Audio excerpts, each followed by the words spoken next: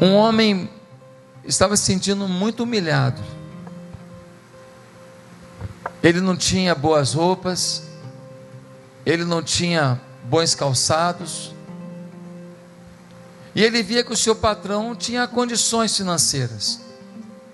Um dia, ele decidiu agredir o seu patrão e assaltar o seu patrão. O seu patrão veio a morrer. Ninguém descobriu que foi ele. Ele pegou o dinheiro, comprou o que ele queria e foi levando a sua vida. Finalmente, ele decidiu se casar, teve filhos, mas uma coisa sempre latejava na sua mente: a lembrança da morte que ele havia causado.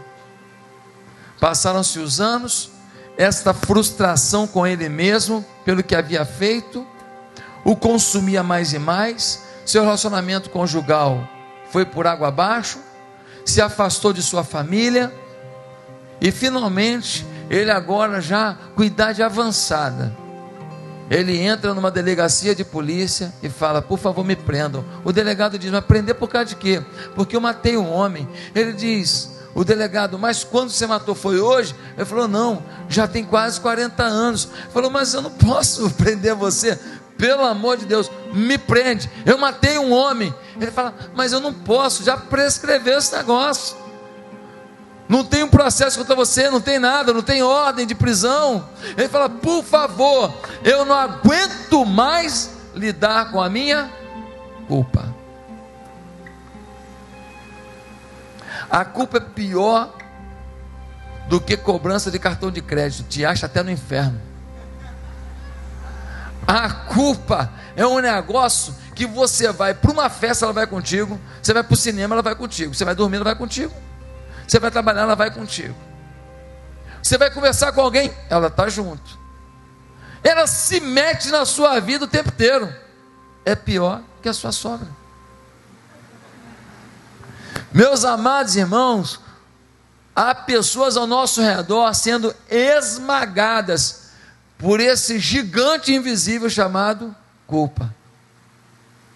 Uma pergunta para você: você carrega alguma culpa? Você sabe que tem muita gente que apronta na vida e a gente absorve a culpa pelo que eles fizeram. Tem muito pai que diz: o meu filho está fazendo um monte de droga, a culpa é minha. Mas quem disse que toda a escolha do seu filho é culpa sua? Quem disse? Tem muito marido que foi embora, o cara está lá, arrumou mulher, papapá, e a esposa, ela ficou, sabe com o que aqui? Ah, com outra pessoa também? Não, com a culpa. Porque quando o cachorrão foi embora, ele disse: você é isso. Era tanto defeito que ela falou: eu devo ser terrível mesmo. Então ela acredita agora que ele foi embora porque ela é ruim, e aí ela absorveu a culpa. Tem muita gente que foi mandada embora do trabalho. Foi mandado embora por quê? Porque tem uma crise aí, e tem 13 milhões de desempregados, mas ele é mandado embora, mas aí ele lembra de uma coisa, de outra, ele lembra que uma tarefa não estava ainda 100%, então ele carrega agora a culpa, como se tudo que acontece fosse por causa dele, e às vezes você errou mesmo, e você não consegue construir o pensamento de que você errou, vai continuar errando, mas que todo mundo erra, e que Deus lhe dá muitas e muitas informações na Bíblia, para dizer que nenhum erro seu é maior do que o amor dele por você, e que nenhum erro seu é maior do que o plano dele para você, e que nenhum erro seu é maior do que a esperança que deve haver nele sobre a sua própria vida. Mas tem muita gente na igreja debaixo da culpa. Tem muito líder na igreja que errou, que falhou no ministério. Tem muito pastor que cometeu algum erro no ministério, a igreja não avançou, ele seguiu uma linha que não foi boa, e agora ele carrega a culpa, e agora ele está frustrado, e agora ele que trabalhava tanto na igreja, mas a igreja não foi bem por um momento, ele agora se sente frustrado e não consegue mais sair do lugar. Queridos, tem uma falsa culpa, ou culpa social.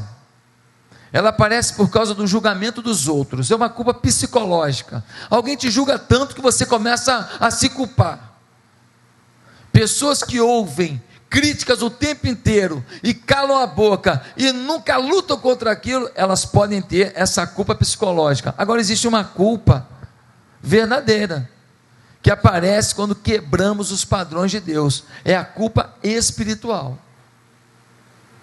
É uma culpa real, você agrediu um padrão de Deus, você agrediu um padrão bíblico. Ah, pastor, mas a vida mudou, eu não posso também seguir tudo que a Bíblia diz. Querido, ouve o sermão de domingo passado, está na internet, ouve lá, ouve de novo, vai ouvindo, e aí você toma uma decisão. Nós precisamos entender que arrependimento é concordar com Deus. A gente se arrepende de um fato, de uma coisa, a gente não se arrepende do estilo de vida que a gente leva, a gente não se arrepende da forma que a gente encara as coisas, da forma como a gente lida com as pessoas. A gente se arrepende assim, eu menti e descobri, aí então a gente se arrepende. Não, o nome disso é remorso. Eu me arrependi porque eu fiz isso e perdi o emprego. O nome disso é remorso. É outra palavra, não é metanoia. A palavra grega para arrependimento. A Bíblia registra um psicodrama terrível na figura do grande rei Davi. Você sabe que Davi foi selecionado por Deus. Samuel vai até Davi e consagra Davi o rei de Israel, no meio de vários filhos de Jessé, outros muito mais musculosos, com uma aparência muito mais real, mas o caçulinha que estava lá, cuidando de bichinho, era o escolhido de Deus, porque o coração dele era precioso. Deus o elege rei, ele fica quietinho, esperando o dia que isso ia acontecer.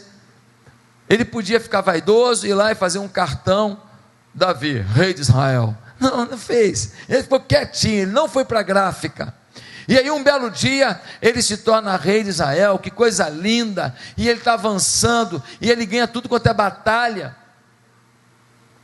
Davi é o símbolo do sucesso. Ele tinha coração de artista, tocava harpa, a alma de um sacerdote, a mente de um filósofo, escreveu tantos salmos tremendos, né? E o corpo de um guerreiro, guerreou contra o maior lutador de UFC do mundo, chamava Golias, e com uma pedrada só venceu a batalha. Esse é Davi, o símbolo do sucesso, mas toda vez que o sucesso vem, junto com ele vem os perigos. Toda vez que você compra um carro, uma bicicleta, uma moto, tem um emprego, melhorou o local de moradia, botou uma roupa melhor, qualquer sucesso que você tenha na vida, sempre traz junto com ele o risco, todo sucesso. E agora, olha o que acontece, ele está com esse sucesso todo, mas um belo dia ele fala, não vou nessa batalha não, vou ficar aqui em casa. E ele está lá no palácio, na varanda, olhando, e tem uma janela aberta, e Davi olha para lá para dentro, e quando ele olha, ele vê uma mulher se banhando, e ele deseja aquela mulher.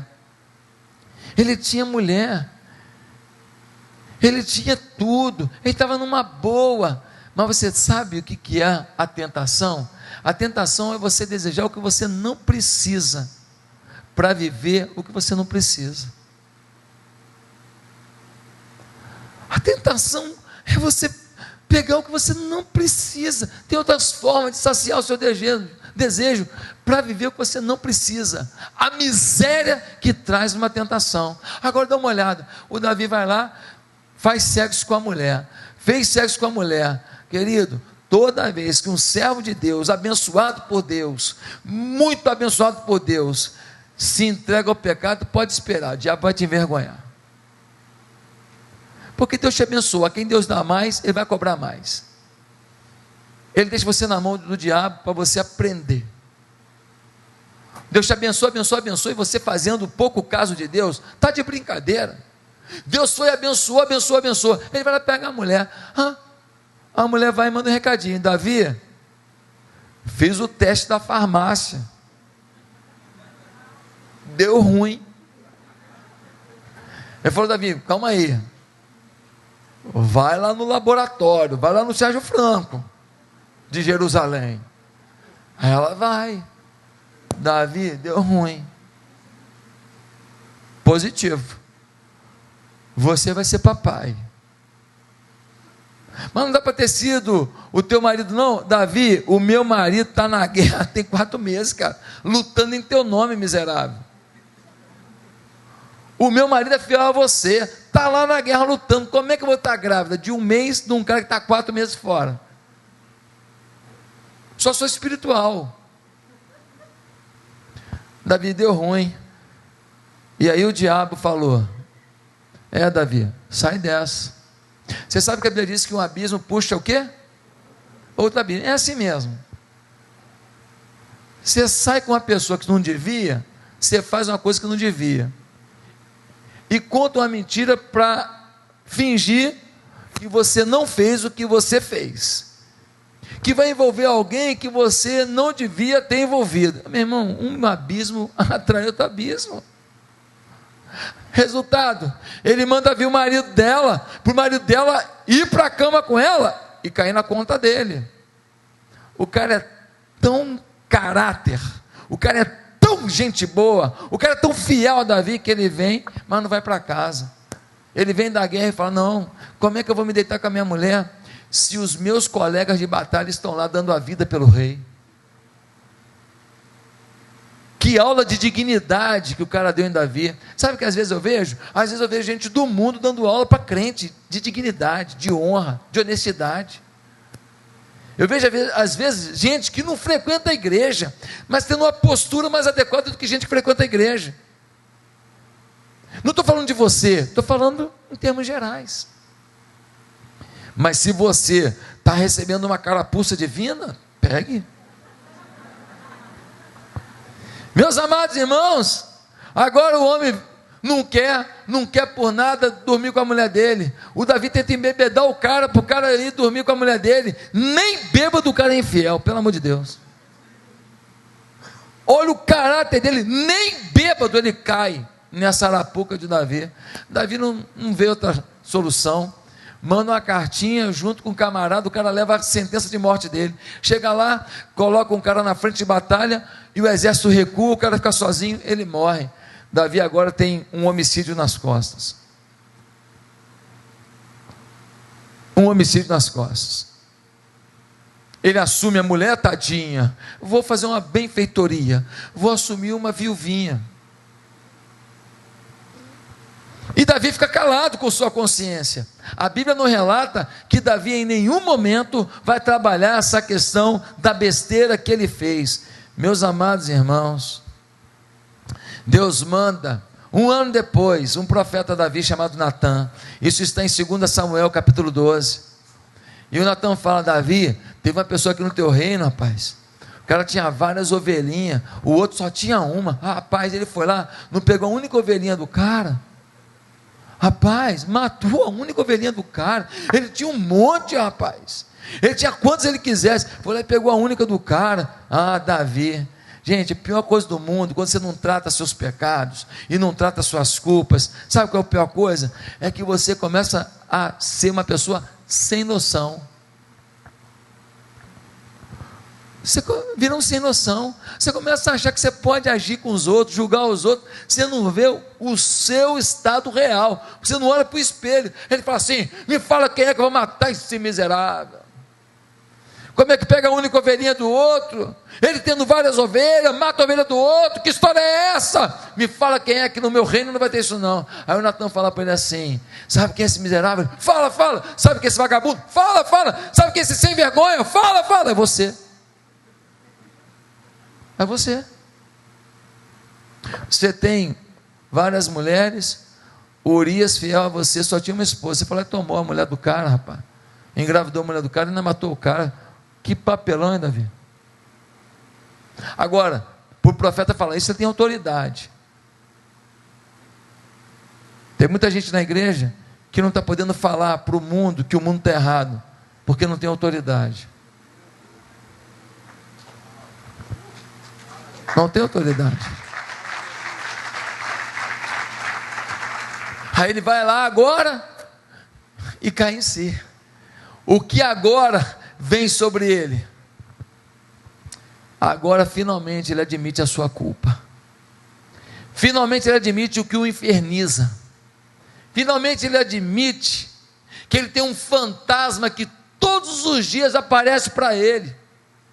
E aí ele vai escrever 2 salmos que resumem isso tudo. O Salmo 32 e o Salmo 51. Repete comigo. O Salmo 32 e o...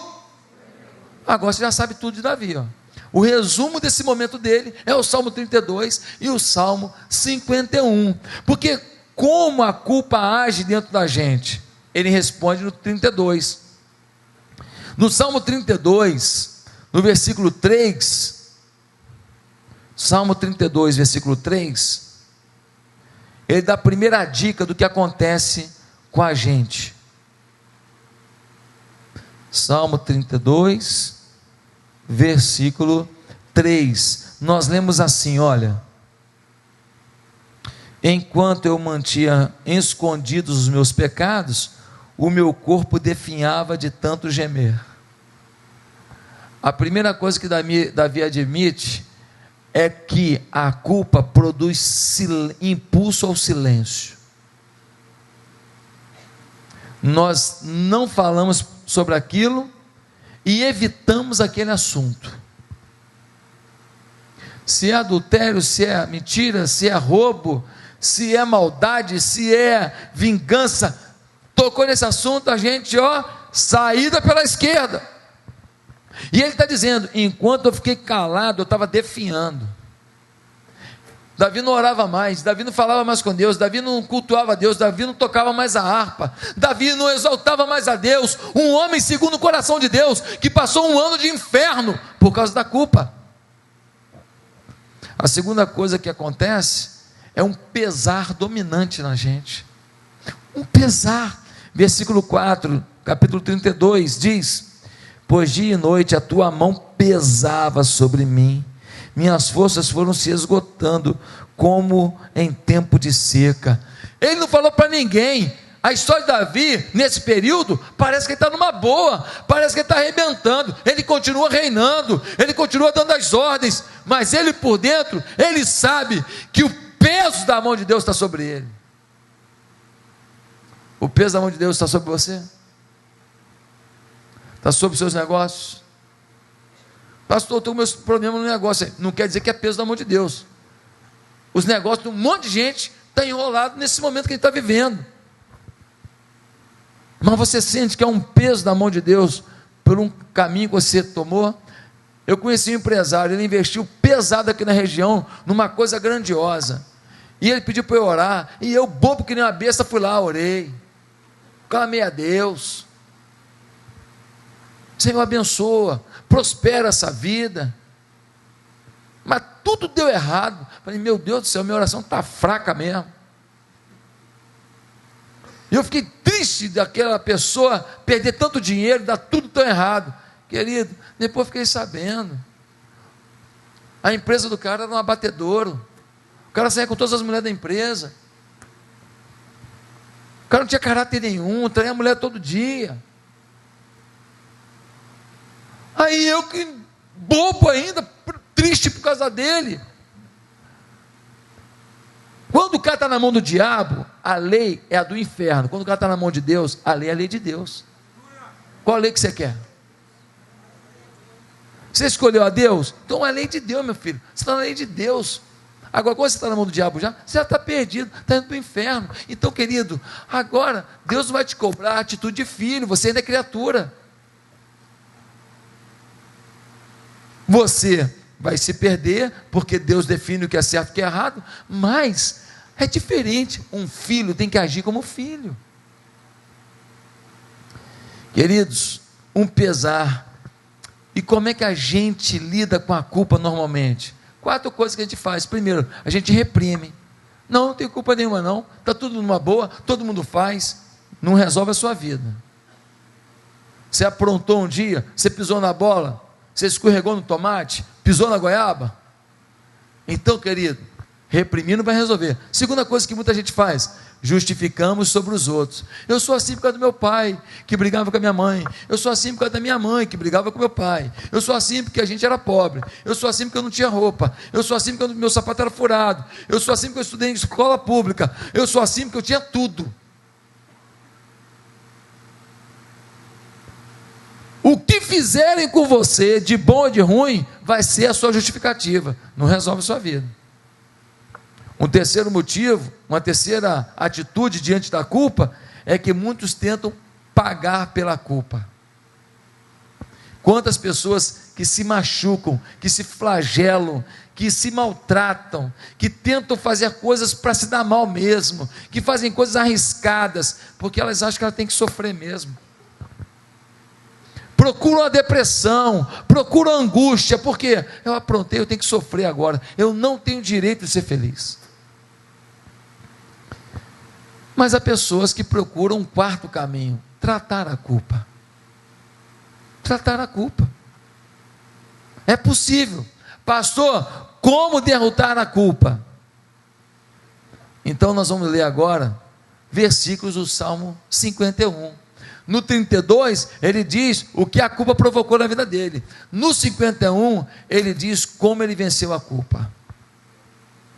Como derrotar a culpa? Primeiro, preste atenção, câmeras em mim.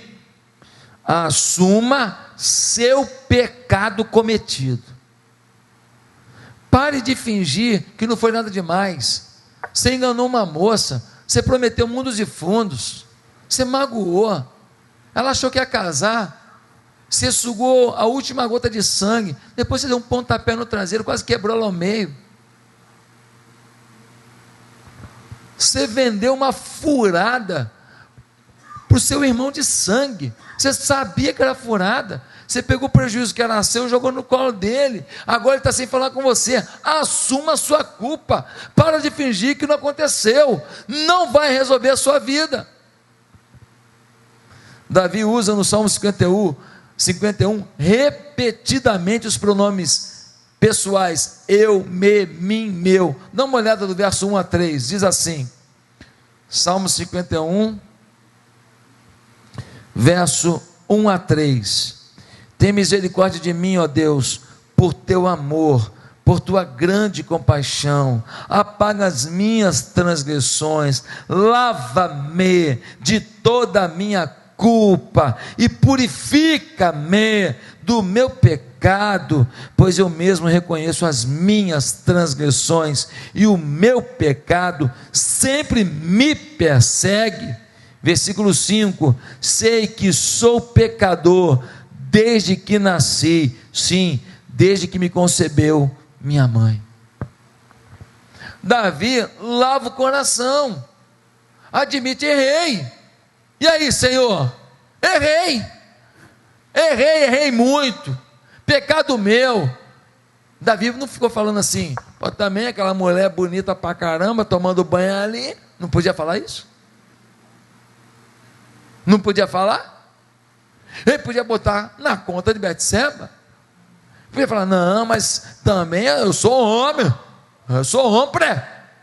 não, a Bíblia diz, em Romanos 3, 23, que todos pecaram e afastados estão da gloriosa presença de Deus. Eu e você somos pecadores, e eu tenho uma notícia triste para você, nós vamos pecar até a última gota de vida da gente. Você com 150 anos vai estar ainda pensando nas bobagens. Mas pastor, não para depois, não para não, meu irmão, para não. Quem disse isso foi Russell Shedd. Claro que quando você está no domínio do Espírito, você tem muito menos inclinações pecaminosas, atitude pecaminosa. Agora, achar que você vai zerar, tolice, até os 150 anos de vida, você será tentado em muitos momentos, você vai estar fragilizado espiritualmente diante de uma situação. Logo depois você pode se arrepender e consertar ali, mas a tentação vai estar ali. Temos uma mania de culpar as pessoas, culpar a família, culpar o sogro, culpar a sogra, culpar o filho, culpar o marido, culpar o dono da empresa, culpar o colega de trabalho. Aí eu estou nervoso assim, porque tem uma pessoa do meu trabalho, tal. Por isso que eu bati demais no meu filho. Eu estou nervoso assim, porque estão mandando um monte de gente embora na minha empresa. Por isso que eu não quero mais sexo com meu marido, e eu rejeito ele. Mania de terceirizar culpa. Reconheça inclusive a gravidade do seu pecado. O Davi usa no texto que eu li agora algumas palavras fortes. Ele usa transgressão, gravidade moral. Ele usa iniquidade, perversidade da natureza humana. Ele usa pecado, errar o alvo. Ele usa mal, que resume toda a sujeira sórdida, toda atitude vil, indigna de um homem. Querido, nós temos que curar a culpa. Para curar a culpa, você tem que admitir. Você tem que assumir o pecado cometido. Segundo, admitir o pecado, confesse para Deus. Olha o que o Davi faz no versículo 17 do Salmo 51. Os sacrifícios que agradam a Deus são um espírito quebrantado, um coração quebrantado e contrito, ó Deus, não desprezarás. Ele está falando, ó, Senhor, os sacrifícios que agradam a Deus não são os altares, não são as oferendas, é o coração quebrantado. Agora, um coração quebrantado o Senhor não rejeita.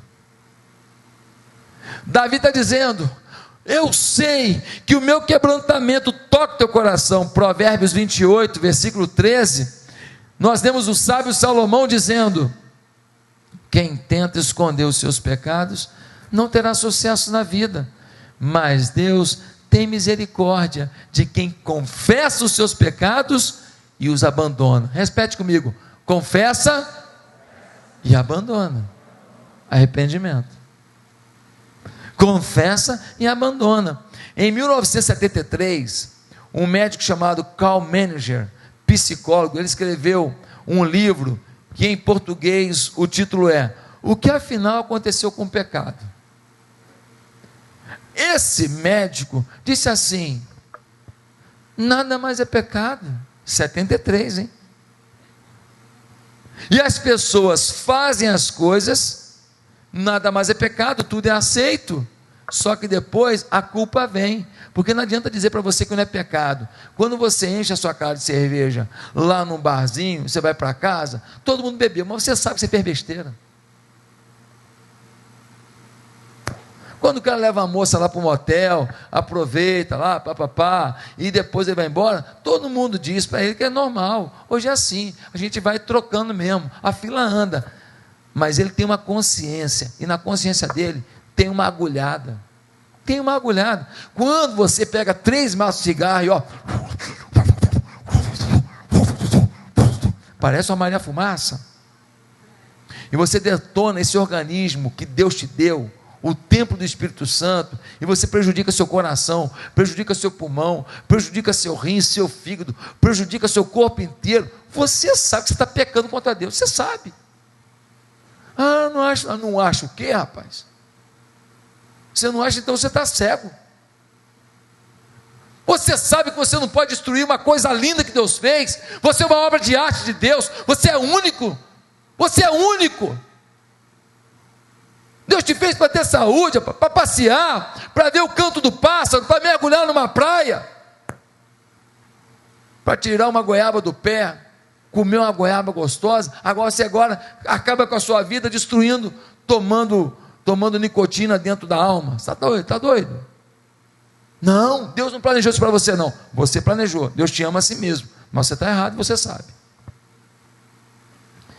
Quando você mente, você sabe. Não, menti porque precisava vender para uma. Você sabe, você fez errado, você mentiu. Primeira coisa, admita o pecado. Segundo, confesse, eu errei.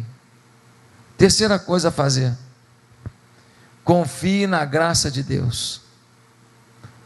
Meu irmão, confie na graça. Versículo 1 do Salmo 51, Paulo diz, compadece-te de mim, ó Deus, segundo a tua benignidade e segundo a multidão das tuas misericórdias, apaga as minhas transgressões.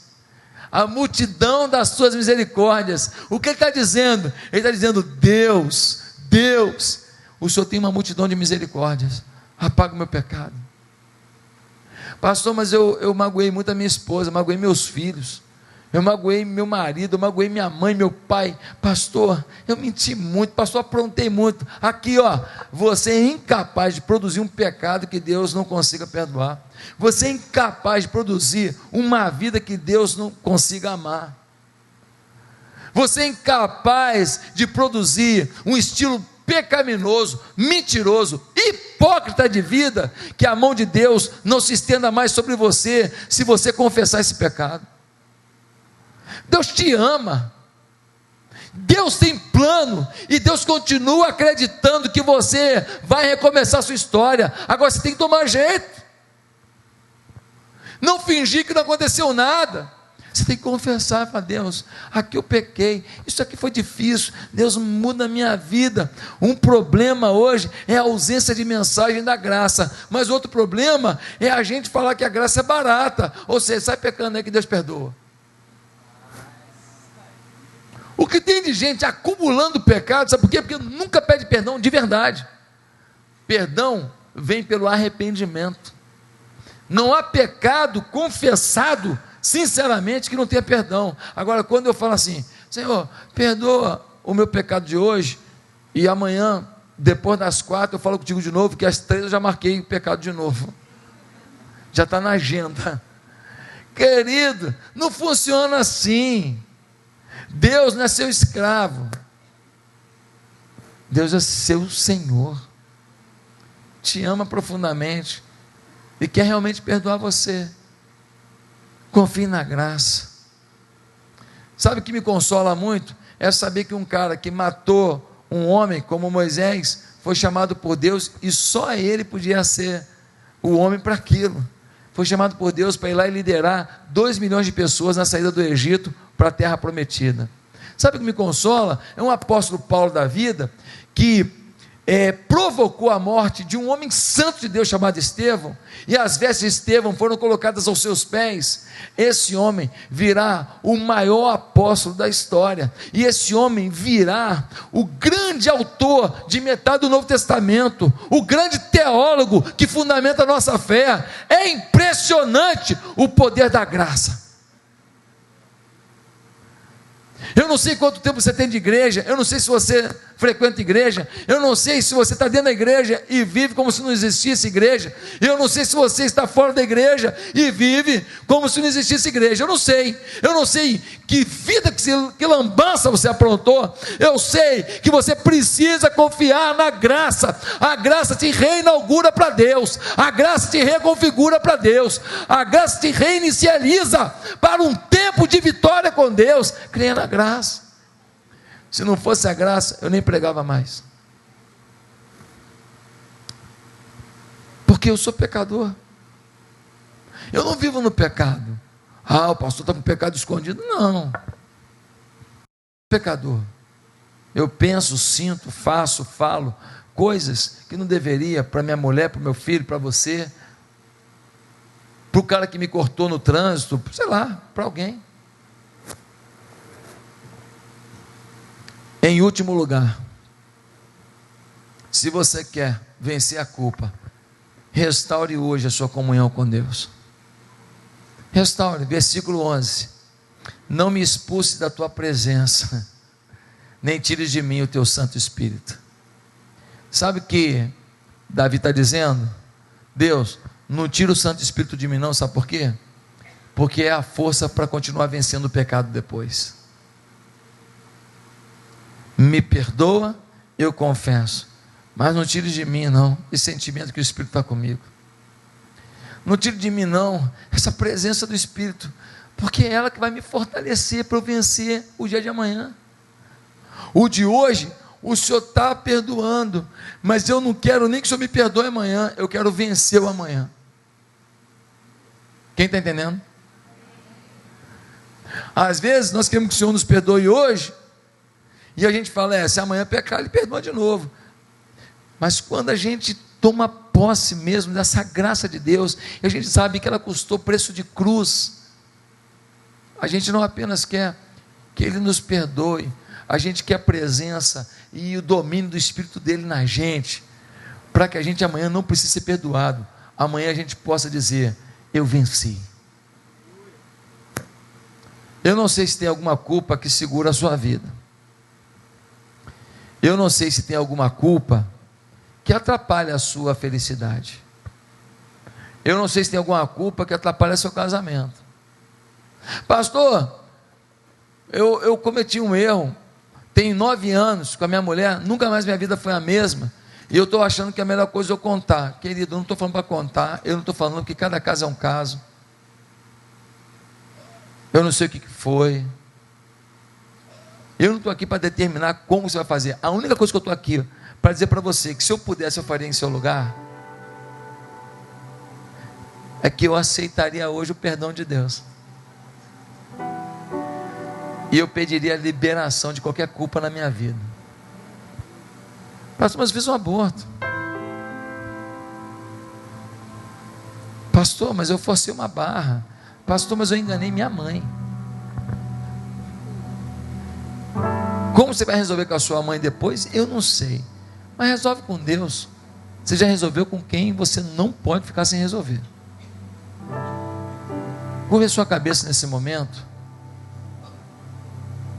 E eu queria te perguntar: quantos aqui nesse momento reconhecem que precisam de uma experiência pessoal com Jesus?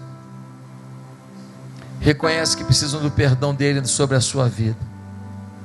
Quantos aqui nessa noite estão dizendo: Senhor, eu quero confessar meus pecados e eu quero pedir que o Senhor me libere da culpa?